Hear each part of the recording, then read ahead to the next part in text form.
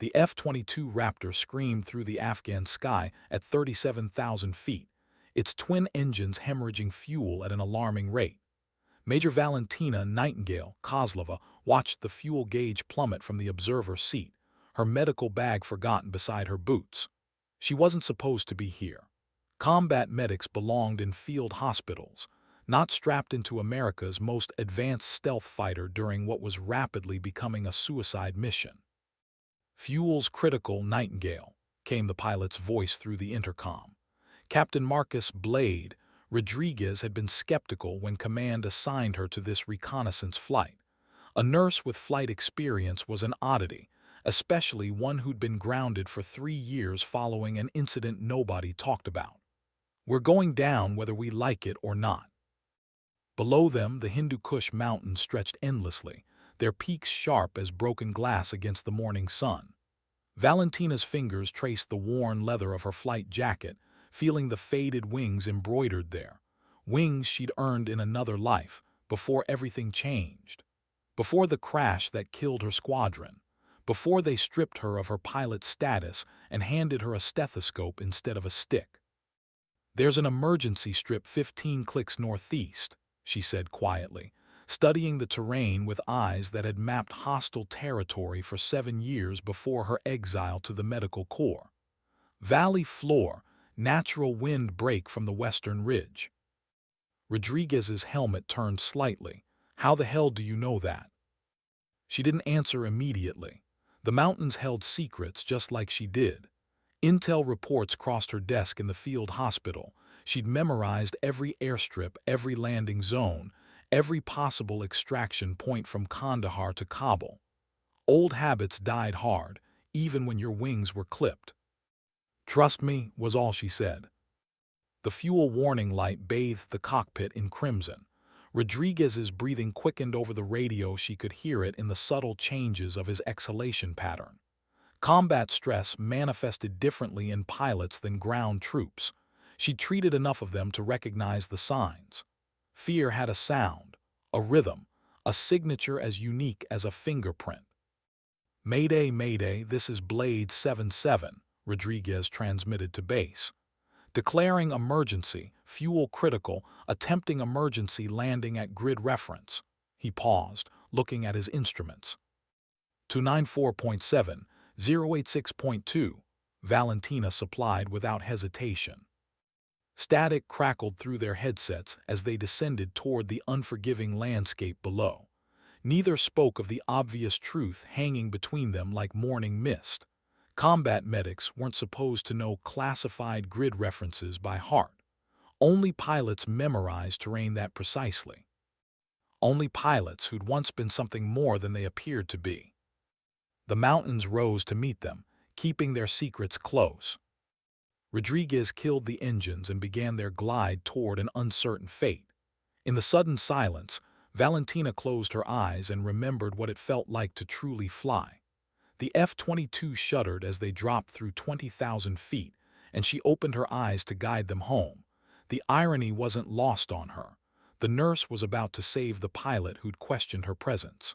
But then again, she'd been saving people long before she'd learned to heal them. The emergency strip appeared through the morning haze exactly where she'd said it would be. Rodriguez's hands tightened on the controls as he realized the implications of her impossible knowledge. The woman beside him wasn't just a combat medic with flight experience. She was something else entirely. "Gear down," she said softly, her voice carrying the unmistakable authority of someone who'd landed damaged aircraft in hostile territory before. "Flaps full. You've got this, Blade." The runway rushed toward them, a narrow ribbon of hope carved into the valley floor. Rodriguez felt the aircraft respond to his inputs with the dying grace of a wounded bird. Beside him, Nightingale sat perfectly still, her breathing controlled, her hands steady. She watched the terrain markers with the focused intensity of someone reading familiar text. 50 feet, she called out, though the altimeter was directly in front of Rodriguez. 30, 20, flare now. The Raptor touched down hard, bounced once, then settled onto the makeshift strip with a grinding screech of protest. They rolled to a stop in a cloud of dust and burning rubber, the engines finally silent. For a long moment, neither moved. The only sound was the ticking of cooling metal and the distant whistle of wind through the mountains. Rodriguez released his harness with shaking hands. That strip isn't on any map I've ever seen. Valentina unbuckled her medical bag and checked her equipment with practiced efficiency. Maps don't show everything, Captain. She looked through the canopy at the familiar mountains, remembering other landings, other missions, other lives. Sometimes the most important things are the ones nobody talks about. She popped the canopy and breathed the thin mountain air. It tasted like memory and regret, like chances lost and found again. Rodriguez climbed out behind her, his legs unsteady. She steadied him with one hand, the gesture automatic, professional. "How long were you a pilot?" he asked quietly. She shouldered her bag and began walking toward the communications equipment they'd need to signal for rescue. "Long enough to know that every landing you walk away from is a good one." Her voice carried across the valley, steady and sure. "And long enough to know that sometimes the sky gives you a second chance." Rodriguez watched her check their radio gear with the fluid competence of someone who'd done it countless times before. The morning sun caught the faded wings on her jacket, and he began to understand that Major Valentina Kozlova was much more than she appeared to be. The nurse who'd guided them to safety had once been something else entirely. Something the mountains remembered, even if the official records had been buried. The rescue frequency crackled to life in her hands, and she began transmitting their position with the precise coordinates of someone who'd never really stopped being a pilot. She just learned to heal instead of hunt. But the sky still knew her name, and the mountains still called her home. Rodriguez keyed his radio and looked at the woman who'd saved his life with knowledge she wasn't supposed to possess. "Base, this is Blade 77. We're down safe, thanks to Nightingale." He paused, watching her adjust the antenna with practiced hands. "She guided us in perfectly. Whatever her file says, she's got more flight hours than any medic I've ever met." The response from base was immediate and telling. "Blade 77, understand Nightingale assisted with landing. Please confirm her status and location." Rodriguez frowned at the unusual request. Standard protocol didn't require confirmation of medical personnel locations unless there were specific security concerns. He glanced at Valentina, who had gone very still beside the radio. "Base Nightingale is secure and operational. Why do you need confirmation?" A long pause filled the mountain air. When the voice returned, it carried a weight Rodriguez didn't understand. "Blade 77, Major Kozlova is flagged for immediate debrief upon recovery. Maintain visual contact until extraction arrives." Valentina's jaw tightened almost imperceptibly. She continued adjusting the radio as if she hadn't heard the transmission, but Rodriguez caught the subtle change in her posture. The relaxed competence had shifted into something more guarded, more careful. "Copy base. Nightingale remains with me." She finally looked at him, and he saw something in her dark eyes that made him understand why Command had flagged her file. There were stories buried in those eyes, missions that lived in classified folders, decisions that had consequences beyond what appeared in official reports. "You were never just a medic," he said quietly. She keyed the radio again, calling in their exact coordinates with the precision of someone who'd done countless combat extractions. "No," she said without looking at him, "but being a medic is what I am now." The distinction hung between them like the morning mist beginning to burn off the valley floor. Rodriguez realized he was looking at someone who'd been deliberately hidden, reassigned, buried in the medical corps for reasons that went far beyond a simple career change. The mountains kept their secrets, but the radio frequencies told a different story entirely. 30 minutes later, the distinct thrum of rotors echoed off the valley walls. Two Black Hawks approached from the southeast, flying in tight formation. Rodriguez shielded his eyes against the sun and counted the aircraft. Standard extraction protocol called for 1 helicopter. 2 meant either additional personnel or enhanced security measures. "Expecting company?" he asked. Valentina packed the radio equipment with efficient movements, her medical training evident in the careful way she secured each piece. There's always company when certain people surface in certain places. She shouldered her pack and walked toward the designated landing zone she'd marked with signal flares. "The question is whether they're coming to extract us or debrief us." The lead helicopter settled onto the valley floor, rotor wash kicking up a storm of dust and debris. 6 figures emerged from the passenger compartment, 4 standard extraction personnel, and 2 others in different uniforms. Rodriguez recognized the insignia of Air Force intelligence. Major Kozlova, the intelligence officer, approached with confident strides, his voice carrying clearly over the dying rotors. "Colonel Matthews, Air Force Intelligence, we need to discuss your knowledge of this location." Valentina stood perfectly still as the dust settled around them. The morning sun caught the faded wings on her jacket again, and Rodriguez saw something shift in her expression. Not fear, exactly, but a kind of resigned determination. "My knowledge comes from medical evacuation routes I've memorized from field hospital deployments," she said evenly. "Standard protocol for combat medics in hostile territory." Colonel Matthews smiled, but it didn't reach his eyes.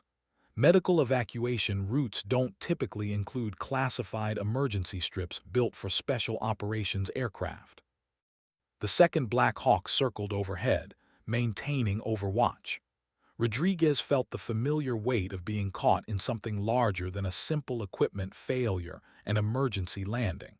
He looked at Valentina and saw her watching the circling helicopter with the calculating gaze of someone who'd been in similar situations before. "Captain Rodriguez," Matthews continued, "your mission report will be classified pending our debriefing with Major Kozlova. You'll return to base on the second aircraft." "Respectfully, sir, Nightingale saved both our lives. Whatever questions you have can wait until." "Captain," Valentina's voice cut through his protest with quiet authority, "follow your orders." The way she said it carried the unmistakable tone of someone who'd given orders herself, someone who understood the weight of command decisions and their consequences. Rodriguez realized he was seeing another layer of the woman who'd guided them to safety, another piece of a puzzle that seemed to grow more complex with each revelation. She walked toward the waiting helicopter without looking back, her medical bag slung over one shoulder like the burden it had always been. Rodriguez watched her go and understood that Major Valentina Nightingale Kozlova was about to disappear again, just as she had 3 years ago when they'd grounded her and handed her a stethoscope instead of flight controls. The mountains witnessed her departure in silence, keeping their secrets as they always had.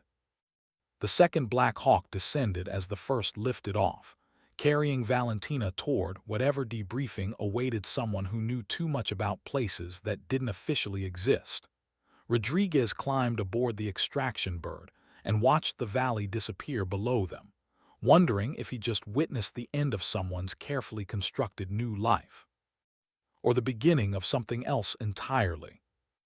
The debriefing room at Bagram Air Base was sterile white walls and harsh fluorescent lighting, designed to make people uncomfortable. Valentina sat across from Colonel Matthews and a woman who'd introduced herself only as Agent Morrison. Between them lay a manila folder thick with documents and photographs that made Valentina's chest tight with old memories. "Operation Silent Wing," Matthews said, opening the folder to reveal reconnaissance photos of the exact valley where they'd made their emergency landing. "February 2019. Your squadron was tasked with mapping insurgent supply routes through the Hindu Kush. Highly classified mission that ended with 3 aircraft lost and 7 personnel killed." Valentina kept her expression neutral, though her hands trembled slightly in her lap. "I'm a combat medic, Colonel. Whatever operations you're referencing occurred before my current assignment. Agent Morrison leaned forward, sliding a photograph across the table. It showed a younger Valentina in flight gear, standing beside an F-22 with Phoenix stenciled below the canopy. Captain Valentina Phoenix Kozlova, call sign Phoenix, squadron leader, 94th Fighter Squadron, one of the Air Force's most decorated female pilots until the incident that killed your wingman. The photograph hit her like a physical blow. She remembered that day, the confidence in her stance, the pride in her eyes, the absolute certainty that she was invincible, before she learned that even the best pilots could make mistakes that echoed through eternity. Phoenix died in that valley, she said quietly. Nightingale was born there. Matthews consulted the file. Official report states pilot error resulted in collision with mountain terrain during adverse weather conditions. But your emergency landing today suggests intimate knowledge of terrain that wasn't included in any mission briefing from 2019. She finally looked up from the photograph, meeting his gaze directly.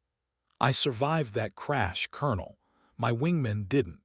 I spent 4 days in those mountains before rescue found me. You learn every rock, every ridge, every possible landing site when you're trying to stay alive long enough to honor the dead. The room fell silent except for the hum of fluorescent lights. Agent Morrison made notes on a legal pad, her pen scratching against paper like a countdown timer. Your medical training began after the incident, Morrison observed. Accelerated program, exemplary scores, immediate deployment to combat zones. Unusual career path for a former squadron leader. Healing seemed more important than hunting after I watched good people die because of my decisions. Valentina's voice carried the weight of 3 years spent trying to balance the scales. Every life I save in that field hospital is a small payment on a debt I'll never finish paying. Colonel Matthews closed the folder and studied her face. Today's emergency landing demonstrated flight knowledge and tactical awareness, consistent with someone who never stopped thinking like a pilot. Your radio protocol, terrain navigation, and decision-making under pressure suggest continued operational capability. She understood where this was heading. The careful questions, the classified photographs, the sudden interest in her background. They weren't here to punish her for knowing classified information. They were here to recruit her back into the world she'd left behind. I'm a medic, she repeated, but the words sounded less certain than before. You're a pilot who learned to heal, Matthews corrected. There's a difference. The fluorescent lights hummed overhead, marking time in a room where past and present collided like aircraft in a storm. Valentina looked at the photograph of Phoenix one more time, remembering what it felt like to believe she could fly through anything, survive everything, protect everyone under her command. She'd been wrong about the last part, but maybe, just maybe, she could learn to be right about it again. The briefing room door opened, and a General Valentina didn't recognize entered with the confident stride of someone accustomed to being the most important person in any room. 2 stars gleamed on his shoulders, and his expression carried the weight of decisions that affected entire theaters of operation. Major Kozlova, he said, settling into the chair across from her. General Harrison, Strategic Operations Command. I've been following your career with great interest. Valentina straightened instinctively, muscle memory responding to senior officer presence. Sir. Your file makes fascinating reading. Exceptional pilot grounded after a mission that officially never happened, retrained as a combat medic, deployed to the most dangerous forward operating bases in Afghanistan. Remarkable adaptation to circumstances beyond your control. He opened a different folder, this one containing technical drawings and aircraft specifications. We have a problem that requires someone with your unique combination of skills. Project Lazarus, resurrection of damaged aircraft through innovative repair and modification techniques. The Air Force needs pilots who understand both how aircraft work and how to fix them when traditional methods fail. The drawings showed cutaway views of various military aircraft, their internal systems highlighted in red where modifications could be made. Valentina recognized some of the specifications: experimental avionics packages, enhanced fuel systems, structural reinforcements that could extend operational capability far beyond design parameters. "You want me to design field modifications for combat aircraft," she said, understanding beginning to dawn. "We want you to save aircraft that would otherwise be written off as total losses," Matthews clarified. "Your medical training gives you a unique perspective on repair and recovery. You understand how to diagnose complex system failures and implement solutions under extreme time pressure." Agent Morrison slid another photograph across the table. This one showed a heavily damaged F-16 sitting in a maintenance hangar, its fuselage twisted and engines destroyed. This aircraft was declared irreparable by 3 separate engineering teams. "We'd like you to prove them wrong." Valentina studied the photograph with the analytical eye she developed treating critically wounded soldiers. The damage looked catastrophic, but she could see patterns in the destruction, systems that could be bypassed, structures that could be reinforced. Her mind began automatically calculating repair sequences and resource requirements. "What's the timeline?" she asked, then immediately regretted the question. It revealed too much interest, too much of the pilot who'd never really died in that valley 3 years ago. General Harrison smiled.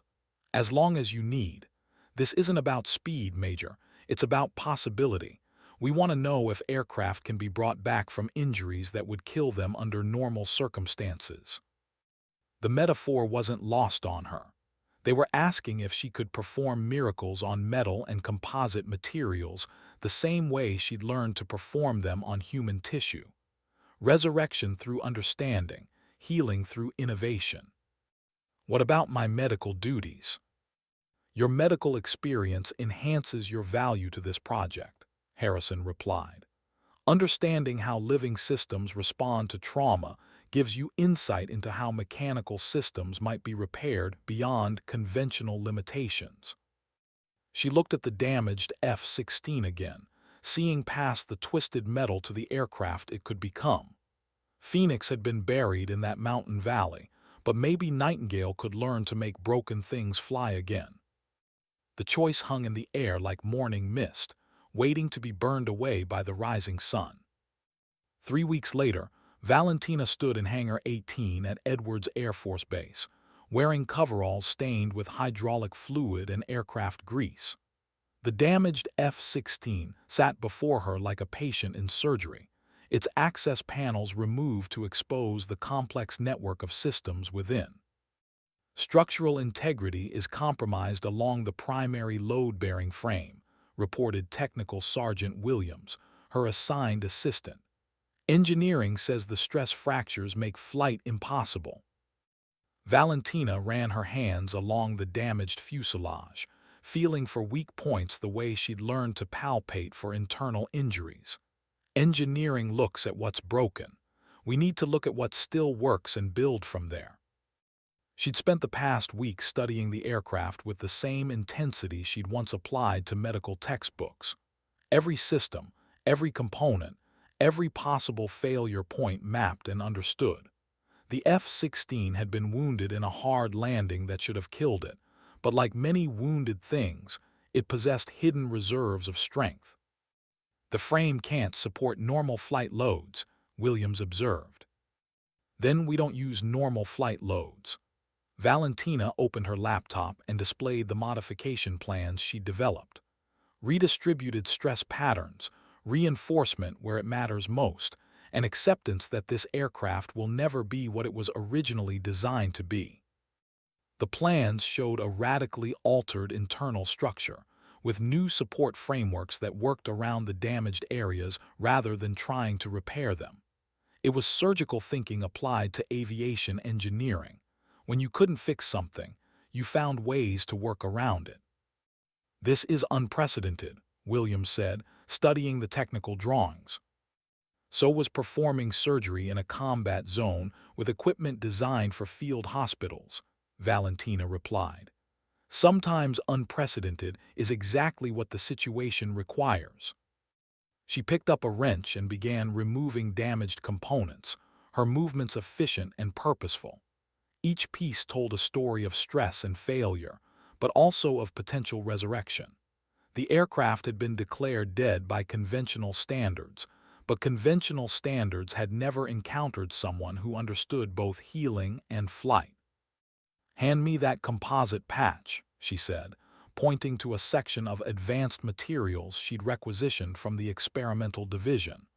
"We're going to teach this bird a new way to carry weight." Williams passed her the materials and watched as she began implementing modifications that existed nowhere in official maintenance manuals. "Major, what if this doesn't work?" Valentina looked up from her work, her hands steady despite the magnitude of what she was attempting. "Then we'll have learned something important about the limits of resurrection."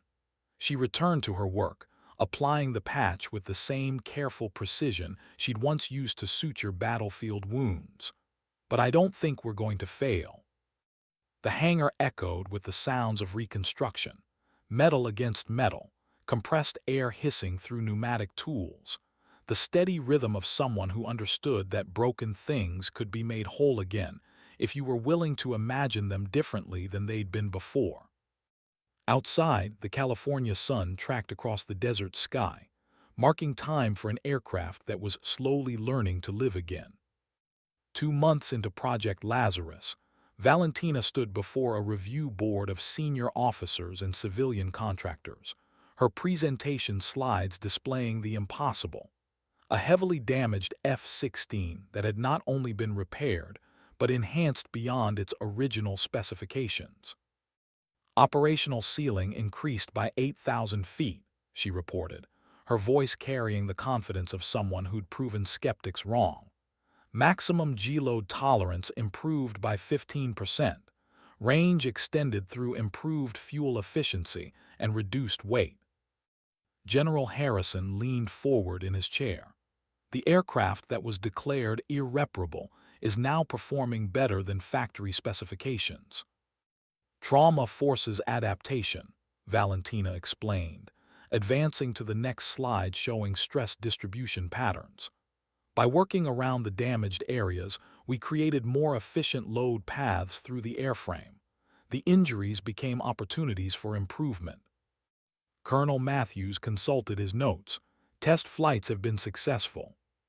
17 test flights, all parameters exceeded expectations.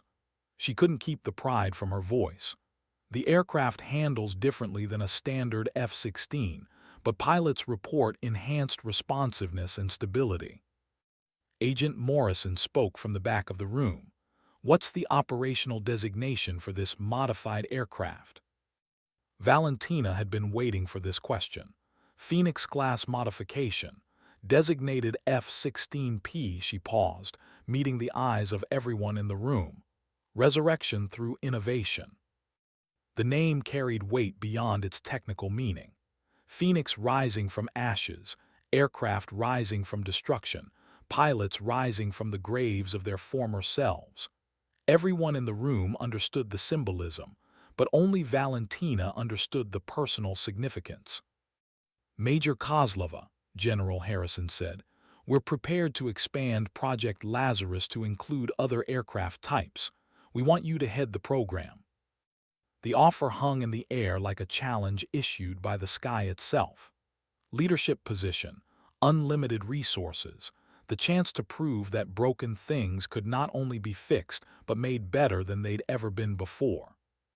"What about field deployment?" she asked.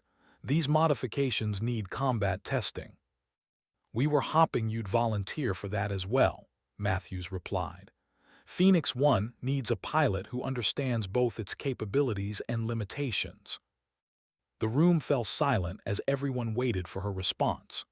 Through the conference room windows, she could see aircraft moving on the runway, fighters launching into the desert sky, transport planes carrying supplies to distant bases, helicopters practicing medical evacuations that might save lives in places where death seemed inevitable. She thought about the valley where Phoenix had died and Nightingale had been born, about the men who hadn't walked away from that crash, about the promise she'd made to honor their sacrifice by saving lives instead of taking them. But maybe honoring the dead meant more than just healing the wounded. Maybe it meant proving that things thought lost forever could rise again, stronger than before. "I accept," she said quietly. The room erupted in discussion about timelines and resource allocation, but Valentina heard only the whisper of wind through mountain valleys and the distant sound of engines calling her home to the sky she'd never really left. 3 days later, she sat in the cockpit of Phoenix 1, running through pre-flight checks with the methodical precision of someone who understood that every switch, every gauge, every system indicator represented the difference between life and death.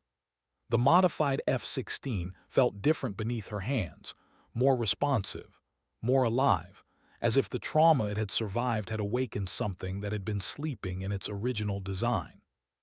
"Phoenix 1, this is Tower," came the voice through her headset. "You are cleared for takeoff, runway 27, weather conditions optimal." "Tower, Phoenix 1, ready for departure." Her voice carried across the radio frequencies with the steady confidence of someone who'd found her way home after years in exile. "Request permission to demonstrate Project Lazarus capabilities." "Permission granted, Phoenix 1.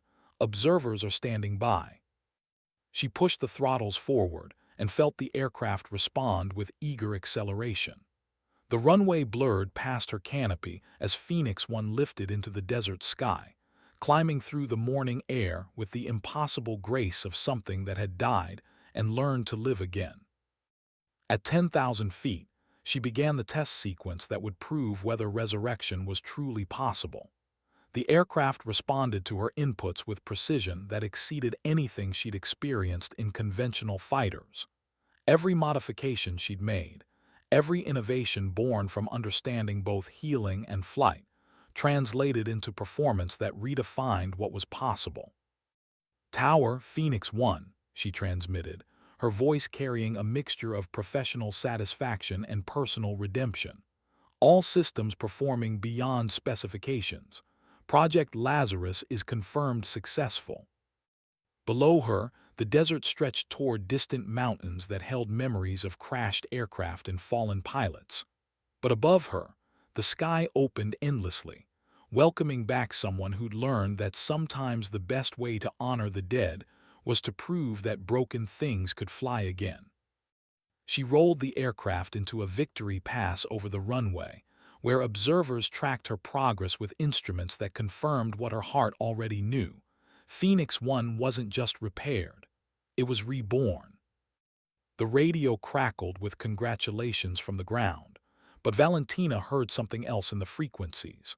The voices of wingmen who died in a mountain valley, finally free to rest, because their squadron leader had learned to save the things that seemed beyond saving.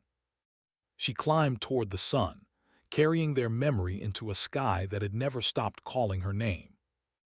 6 months after her first flight in Phoenix 1, Major Valentina Kozlova stood before the largest gathering of military aviation personnel she'd seen since her squadron leader days. The audience included pilots, engineers, medical personnel, and senior officers from every branch of the armed forces. Project Lazarus had grown from an experimental program into a revolution in military aviation maintenance and modification.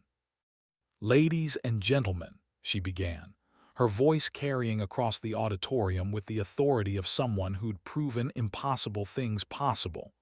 "We are here to discuss the future of aircraft resurrection and the pilots who make it happen." The presentation screen behind her displayed statistics that seemed too remarkable to believe. 67 aircraft restored from total loss status, 43 pilots returned to active duty after being declared medically unfit for flight, and a 94% success rate in field modifications performed under combat conditions. Project Lazarus has taught us that our definitions of irreparable and impossible need revision, she continued. When we approach damaged aircraft with the same principles we use to treat wounded personnel, we discover capabilities that exceed original design specifications. In the audience, she spotted faces she recognized, pilots she'd saved, engineers she'd trained, medical personnel who'd learned to think like mechanics. The program had created a new breed of military professional, people who understood that healing and flying were different expressions of the same fundamental skill. The Phoenix-class modifications have been deployed to 7 combat theaters, she reported, advancing to the next slide showing operational data from real missions. Aircraft availability rates have improved by 37%, and mission success rates have increased across all categories. General Harrison rose from his seat in the front row. Major Kozlova, what's the current status of pilot recruitment for Phoenix operations? We have a waiting list of over 200 pilots requesting Phoenix training, she replied. Many are personnel who were grounded due to medical conditions or psychological concerns following traumatic incidents. They've discovered that aircraft designed for resurrection attract people who understand the process personally. The observation drew murmurs of understanding from the audience. Phoenix pilots weren't just operators of modified aircraft. They were living examples of the same resurrection philosophy that brought damaged fighters back to operational status. What about long-term sustainability? Asked Colonel Matthews from his position with the intelligence representatives. Phoenix operations are self-sustaining, Valentina answered. Every successful mission provides data that improves our modification techniques. Every pilot we return to active duty becomes a teacher for the next generation. The program grows stronger through experience. She paused, looking out at the assembled personnel who represented every aspect of military aviation. But the most important sustainability factor is philosophical. Once you understand that broken things can be made better than they were originally, you start seeing opportunities instead of limitations everywhere you look. The presentation concluded with a video montage of Phoenix aircraft in operation, taking off from damaged runways, performing maneuvers that defied conventional wisdom, landing safely after missions that would have been impossible for standard fighters. The images showed not just mechanical achievement, but human triumph over circumstances that had once seemed insurmountable. As the audience filed out for the reception, Valentina remained on stage, looking at the statistics that represented so much more than numbers. Each restored aircraft meant pilots who could fly again, missions that succeeded instead of failed, personnel who'd learned that their worst experiences could become their greatest strengths. Through the auditorium windows, she could see aircraft moving across the runway, some standard fighters, some Phoenix modified, all carrying pilots who understood that the sky forgave everything if you were brave enough to return to it. The evening reception buzzed with conversations about technical specifications and operational deployment schedules, but Valentina found herself drawn to a quieter corner where a group of Phoenix pilots had gathered. These were people who'd experienced their own resurrections, and their discussions carried the weight of shared understanding. Major Kozlova, said Captain Lisa, reborn Tours, one of the first pilots to undergo Phoenix training after a crash that had left her with chronic pain. I wanted to thank you for giving me back my wings. You earned them back yourself, Valentina replied. I just helped you understand that wings don't break as easily as we think they do. Lieutenant Colonel David, Second Chance, Kim joined the conversation, his Phoenix pin gleaming against his dress uniform. The program has changed how we think about failure, he observed. Instead of career-ending events, we're learning to see them as opportunities for improvement. Around them, other Phoenix pilots nodded in recognition. These were people who'd been declared unfit for flight duty due to injuries, psychological trauma, or incidents that had shattered their confidence.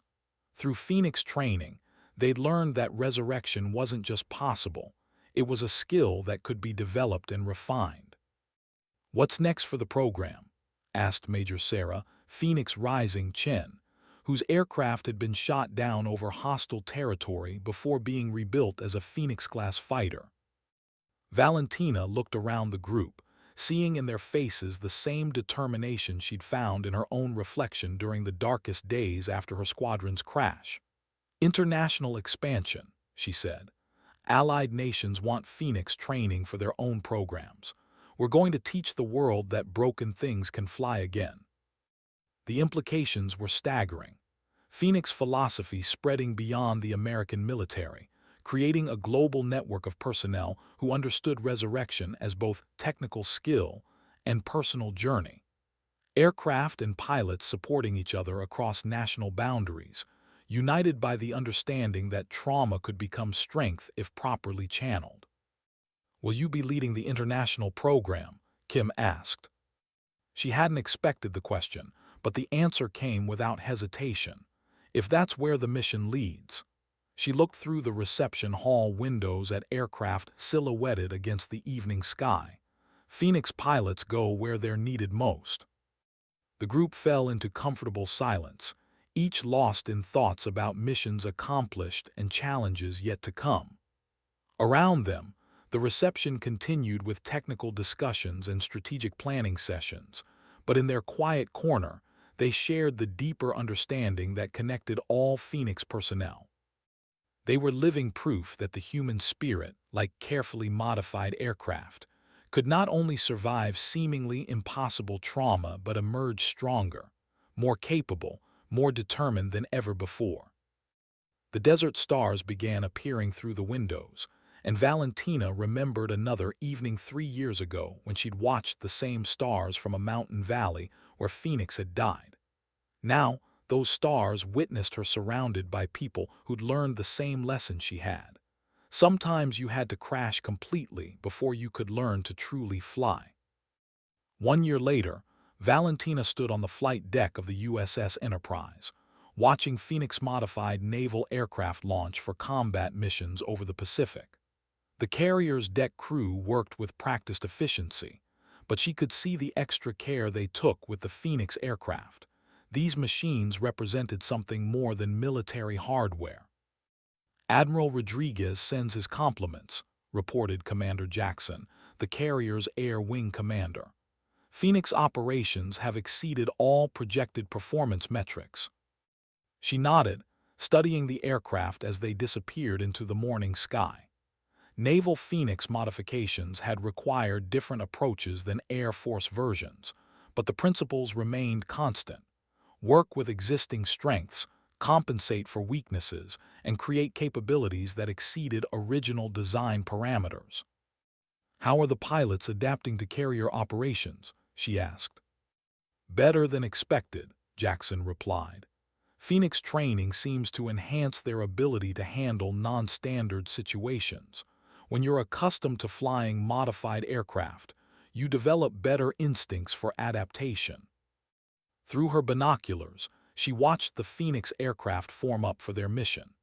Each pilot had been through their own resurrection process, and each aircraft carried modifications born from understanding how broken things could be made better than new. "Major Kozlova," came a voice behind her. She turned to see Admiral Patricia Hayes approaching with the measured stride of someone accustomed to command at sea. "Your program has revolutionized our approach to aircraft maintenance and pilot development." "Thank you, Admiral. The success belongs to the people who have embraced Phoenix philosophy." Hayes moved to the flight deck railing beside her, watching the ocean stretch toward the horizon. "I've been in naval aviation for 26 years, and I've never seen anything like what your pilots accomplish. They don't just fly missions, they redefine what missions are possible." The observation carried weight beyond its immediate meaning. Phoenix operations had begun changing military doctrine itself, as commanders learned that aircraft and pilots operating under resurrection principles could accomplish objectives that seemed impossible using conventional approaches. What's the status of international expansion? Hayes asked. 12 allied nations have requested Phoenix training programs, Valentina replied. We're establishing regional centers in Europe, Asia, and Australia. The British Royal Air Force wants to make Phoenix modifications standard for their entire fighter fleet. The implications were staggering. What had begun as an experimental program to repair a